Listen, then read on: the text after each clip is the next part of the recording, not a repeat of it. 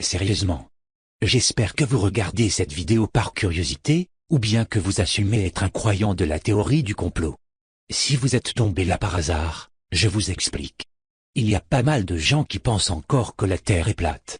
Dans cette vidéo, je ne vais pas prouver qu'elle est plate, mais bel et bien sphérique, et si vous me croyez déjà, quittez la vidéo, mais si vous pensez que la Terre est plate, regardez cette vidéo pour vous faire un avis un minimum varié. On ne dit pas que la Terre est plate uniquement parce que il faut des preuves. Le premier point est le plus évident. Lorsque l'on regarde l'horizon, il semble plat. La raison est simple, la Terre est immense, et donc on ne peut pas voir la courbure de l'horizon à l'œil nu. Seulement, ce n'est pas ça le problème.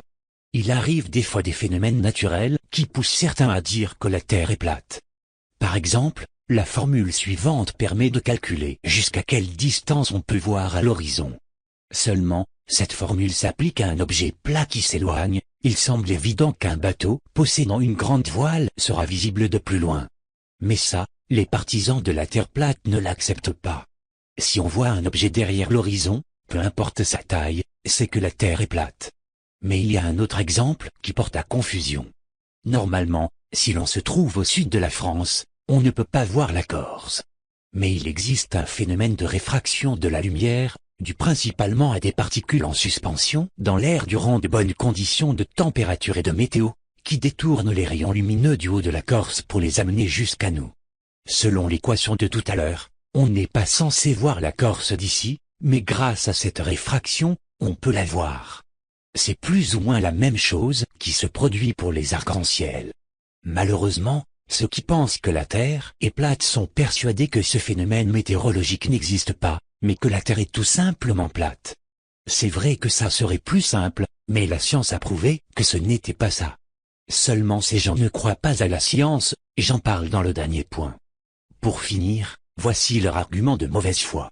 Quand on prend une photo de l'horizon, si cette photo le montre plat, alors ils disent que la Terre est plate, mais si on leur montre une photo prise du ciel où l'horizon est légèrement courbe, ils disent que c'est une erreur due à la lentille de l'appareil photo qui diffracte trop la lumière. Avez-vous déjà remarqué que lorsque qu'on photographie le soleil et que l'on zoome, le soleil grossit? Selon les partisans de la Terre plate, si le soleil était si loin, en zoomant une photo le soleil ne devrait pas changer de taille. Effectivement, c'est absolument con comme argument. Si les étoiles étaient des astres à part entière, elles devraient bouger. Eh bien voici un scoop, les étoiles bougent. Il suffit de regarder le ciel nocturne, et de revenir une heure plus tard, et les étoiles ont bougé. Oh mais attendez, ce n'est pas ça le problème. Le problème, c'est que les étoiles ne bougent pas les unes par rapport aux autres.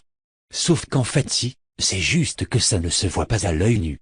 Mais les partisans de la Terre plate aiment penser que la perspective est un complot, et qu'aussi loin soient les étoiles, on devrait les voir bouger. De plus, si les étoiles ne bougeaient vraiment pas, ça serait la preuve que la Terre est le centre de gravité de l'univers, mais pas qu'elle est plate. Un autre argument des partisans, c'est que la gravité ça va vers le bas, donc si la Terre était une boule, on ne tiendrait pas dessus. Cet argument est ridicule justement parce que peu importe le sens de la gravité, on aurait l'impression qu'elle va vers le bas. Et puis pourquoi vers le bas? Pourquoi pas vers la gauche, ou en diagonale? Nous, on a les équations d'Einstein et de Newton avec nous, les partisans, eux, ont un argument débile de gravité vers le bas parce que c'est logique. J'en reparle dans le dernier point.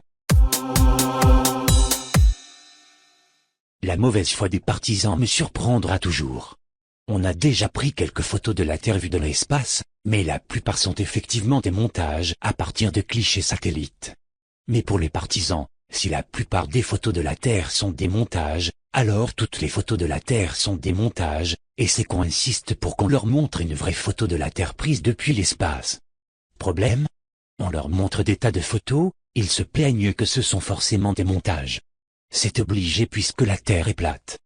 Par contre, si on fait un montage de la Terre plate vue du ciel, sur un blog humoristique par exemple, les partisans penseront que c'est la preuve ultime que la Terre est plate. Une photo, c'est une preuve, alors que des centaines, ce sont forcément des montages. Pétalogique. Sans rire, J'ai vraiment vu des partisans de terre plate utiliser des preuves venant de trolls, ou de blagueurs. La Bible et le Coran ont forcément raison. Vous savez pourquoi? C'est écrit dedans.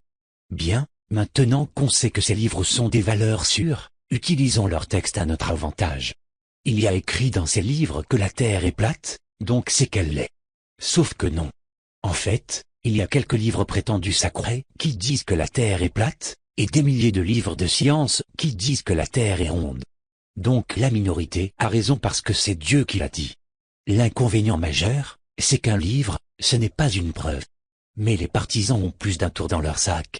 Ils sortent des livres pseudo-scientifiques qui prouvent que la Terre est plate, sauf qu'en fait, leurs livres sont écrits généralement par des prêtres ou des philosophes complotistes.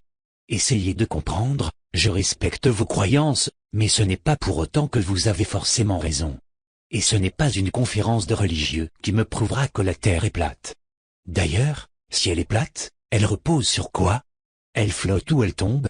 Est-ce qu'elle est sur une sorte de socle? Et les étoiles, elles volent ou elles sont accrochées à quelque chose? Et pourquoi les planètes sont toutes rondes sauf la Terre? Et pourquoi les astronomes de l'hémisphère nord ne voient pas la même chose que les astronomes de l'hémisphère sud? J'en reparle encore dans le dernier point. La Terre est ronde et plate parce que le cercle c'est la plus belle forme, c'est la forme décrite par Dieu.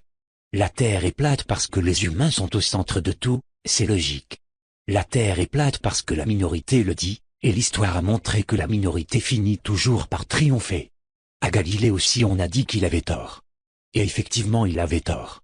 Depuis l'Égypte antique on pense que la Terre est sphérique, et il n'y a qu'au Moyen-Âge qu'on disait que la Terre était plate, donc la Terre est évidemment plate. Bref, des bons gros arguments. Mon point préféré. Les partisans vont jusqu'à dire que le méchant gouvernement nous cache la Terre plate, va savoir ce que ça leur apporte. Selon eux, l'ONU aurait été suffisamment con pour créer leur logo selon la carte de la Terre plate. Personnellement, si je voulais cacher ça au monde, je n'en aurais pas fait mon logo. Mais bref. Les partisans sortent aussi qu'il n'y a aucun avion survolant le Pacifique, ce qui est évidemment faux, et aucun avion survolant l'Antarctique, ce qui est logique puisque ça serait inutile et dangereux.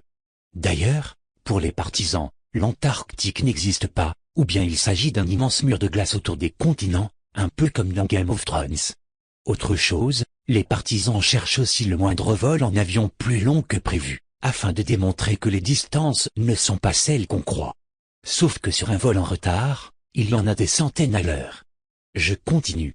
Selon les partisans, Google Earth ne serait qu'un montage à partir de photos satellites. Pour le pôle Nord, d'accord, mais si la Terre est plate, alors plus on regarde au sud, plus les images devraient être déformées, ce qui n'est pas le cas. Dernière chose, si tous les scientifiques faisaient partie du complot, alors comment c'est possible? Depuis la fin du Moyen-Âge, les centaines de milliers de scientifiques se seraient tous laissés corrompre. Sur tous ces gens, sur toutes ces centaines d'années, il n'y aurait eu aucun rebelle. Personne n'a jamais dit non. Et les astronomes amateurs, dans leur chambre les week-ends, eux aussi le gouvernement les a achetés. Je vous laisse méditer sur ça. Si quelqu'un croit que la Terre est plate, je veux qu'il réponde à toutes ces questions. 1.